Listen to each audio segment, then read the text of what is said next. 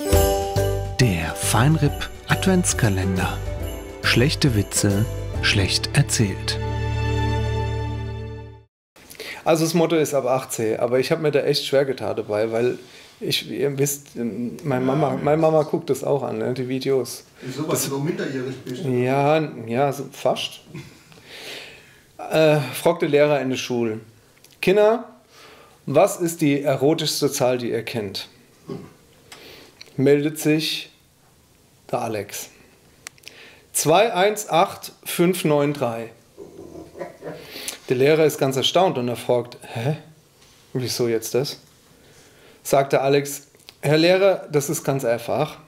Wenn zwei sich ernst sind und nicht 8 geben, dann merken sie spätestens nach 5 Wochen, dass sie in 9 Monaten 3 sind. Das ist kannst du dann mit. Hätte ich verkackt.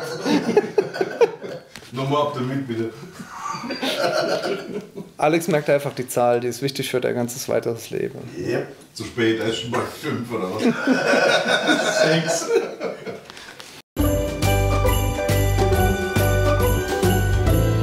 www.palzrock.de